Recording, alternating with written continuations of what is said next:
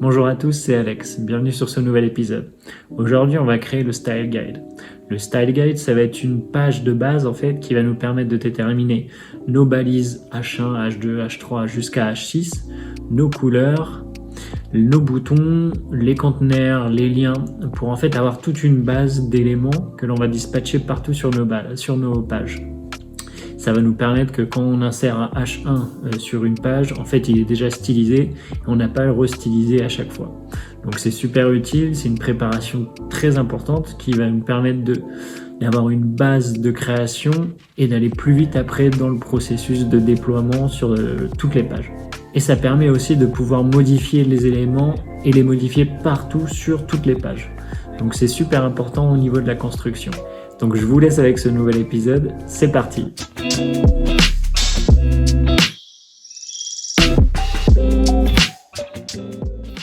On crée une nouvelle page, je vais l'appeler Style Guide.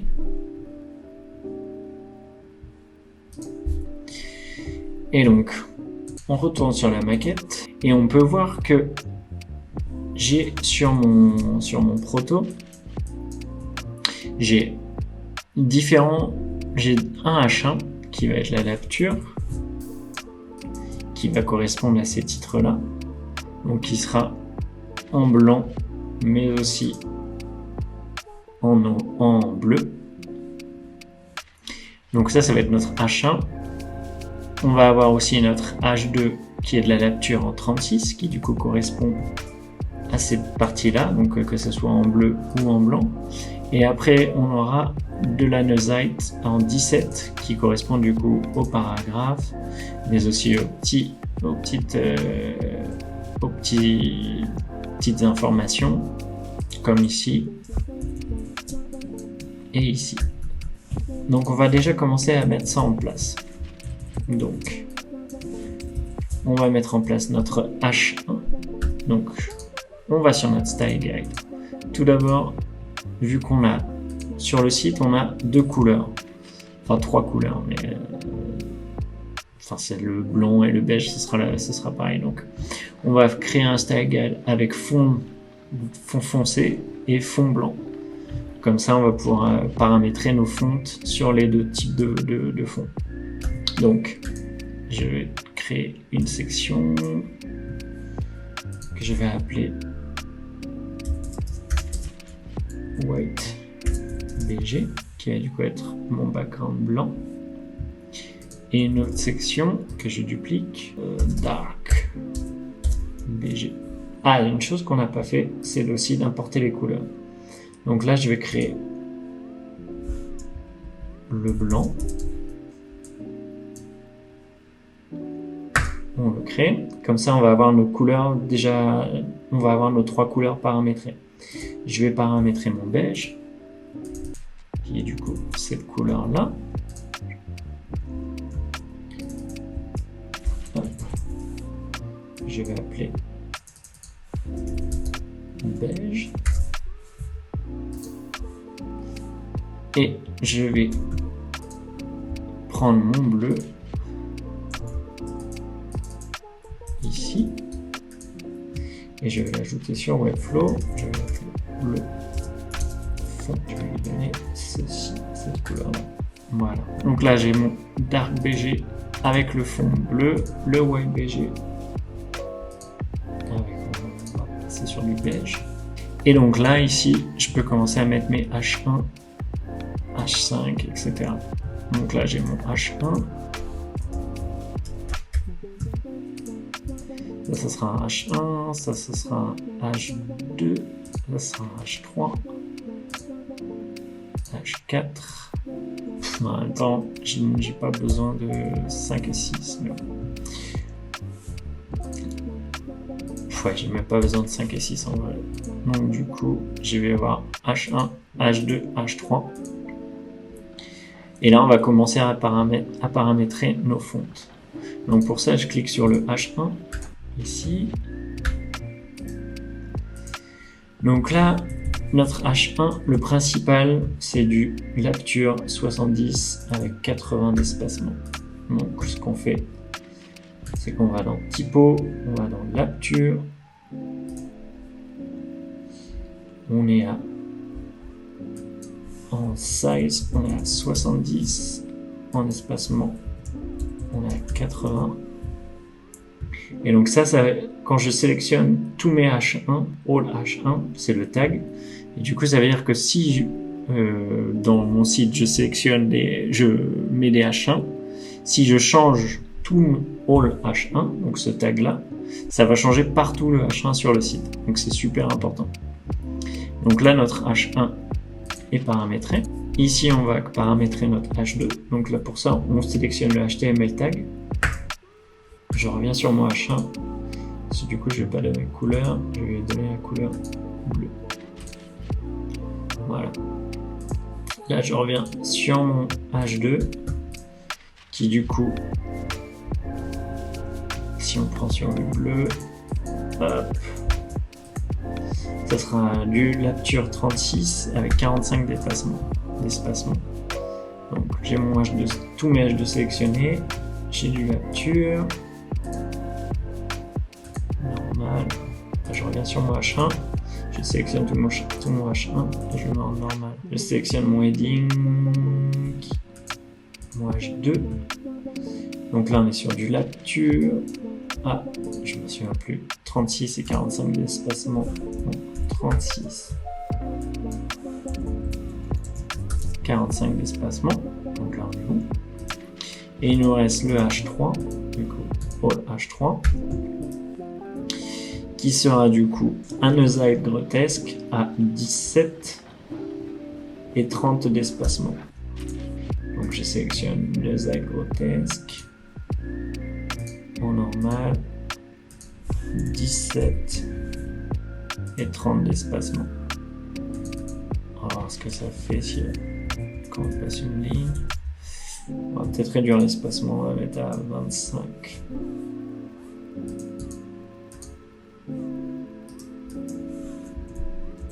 Parce que ça peut faire... Ouais, je pense 25 c'est bien. De toute façon, on pourra le modifier si besoin. Pour bien le nommer, on a H1, ici H2, ici H3, heading. On va aussi paramétrer notre paragraphe, parce qu'on va avoir du paragraphe. Donc ça va être pareil, all paragraphe, et là on sélectionne nos ailes grotesques. Où es-tu? Ici. Nos agrotextes, je le mets en normal. 17. Je pense sur 25. Ouais, ça va donner de l'espace. 25, c'est bien. Tout est paramétré, notre paragraphe est paramétré, notre H3 est paramétré. Je lui ai juste pas mis sa couleur bleue d'origine. Le H2 est paramétré. Pareil, je lui ai pas mis sa petite couleur bleue. Donc là, on a tous nos éléments paramétrés. H1, H2, H3. Donc là, on va copier nos éléments. Ce que je vais faire d'abord, c'est dans Dark BG. Je vais juste mettre une autre couleur que le bleu en attendant. Hop, je copie mon H1. Je copie mon H2. Mon H3. Et mon paragraphe. Et là, en fait, à mon H1, je vais juste lui ajouter une classe que je vais appeler blanc. White, parce que c'est mieux en anglais, enfin j'ai l'habitude en anglais. Donc je crée une classe white et du coup je vais juste changer la couleur de mon H1. Donc ici white, je le fais pour tous, H2. Comme ça, si je change la couleur partout sur mon H1 ici, si je change le white, il change le blanc, il changera partout. Donc ici, je sélectionne mon H3, je lui mets white. Le paragraphe, je lui mets la classe white.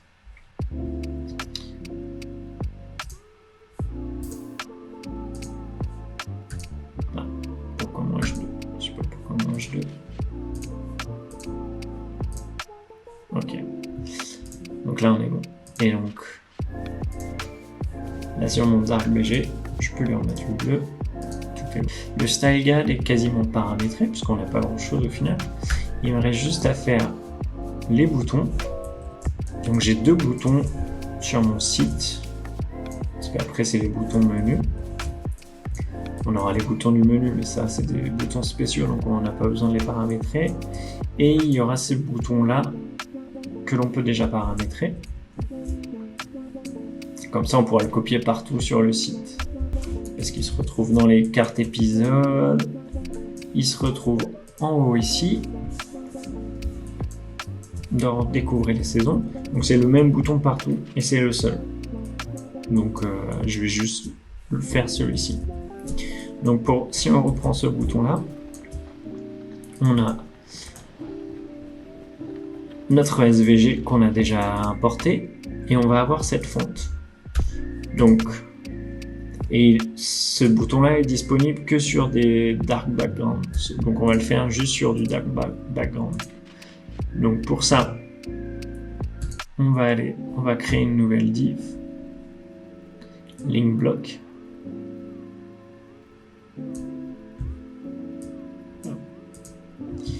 Que je vais appeler bouton play. Et donc à l'intérieur de ce bouton play, je vais insérer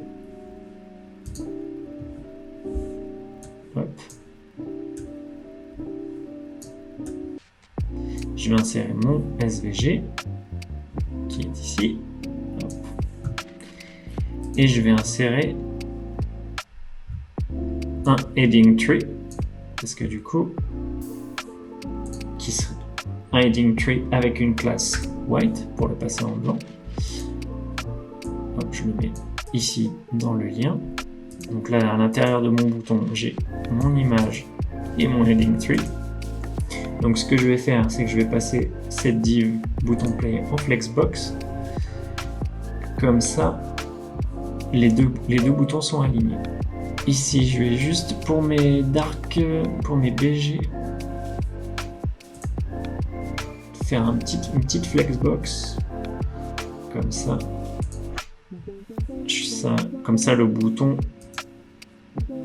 voilà, dark BG est aligné à droite. Pareil pour le white BG, flexbox vertical, aligné à droite.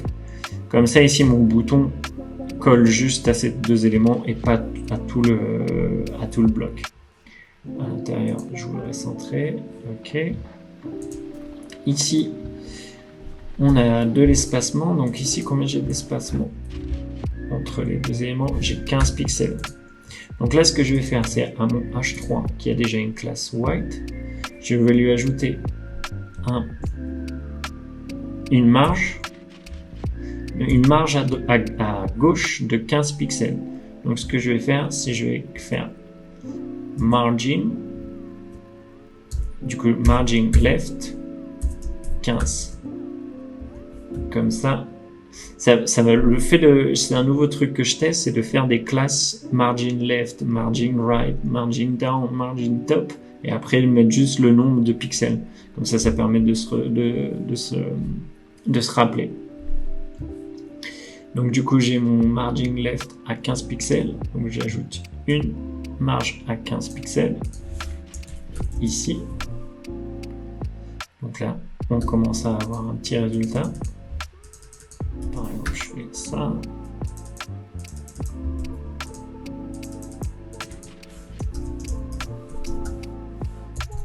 Hop, regardez la dernière saison. Voilà, je voudrais juste comprendre. Ah oui, voilà, il y a une marge automatique de. Ah oui, c'est ça. Quand tu crées un H1, H2, H3, il te met des marges auto. Donc, moi, j'aime pas ça. Donc je vais enlever ces marges. Tac. Et là du coup vous voyez, vu qu'on change sur le H1 d'origine, il change aussi sur le H1 avec la classe white, parce que du coup cette classe ici c'est le H1 d'origine avec juste une classe white. Donc si je fais un changement sur le H1 d'origine, ça va le changer aussi sur celui-ci. Donc pareil ici, si je vais dans le H2, j'enlève cette marge. Hop. Et pareil ici, H3 qui a disparu. On va le remettre. Et puis quand on lui enlève la classe white, il redevient un H3 classique.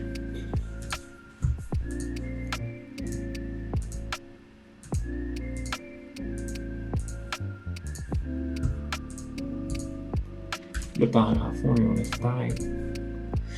Donc là, j'ai tous mes éléments. H1, H2, paragraphe. Et là, voilà, j'ai le bouton parfait, sans marge, sans trucs bizarres. Donc là, on est pas mal. Là, c'est pas très beau. Donc du coup, ce qu'on va faire, c'est que pour notre H1, on va lui faire une marge down de 50 pixels. Donc là, je sélectionne, je mets 50 pixels, je fais une marge de 50. Ici, du coup, je fais une marge down 50, marge down 50. Donc là, c'est pareil. Ici, je fais un marge down 50. Ici, je peux l'appliquer à tous les éléments qui ont, une classe marge down white. Donc, ce qui est assez intéressant parce que du coup, on va montrer exemple. C'est que si par exemple, je suis ici, j'ai mon marge down. Si je change la marge, ça le change pour tous, ce qui est plutôt intéressant du coup. J'espère que cet épisode vous a plu. Encore merci d'avoir regardé. N'hésitez pas à vous abonner pour suivre le reste de l'aventure. Et je vous dis à très bientôt pour un nouvel épisode. Ciao!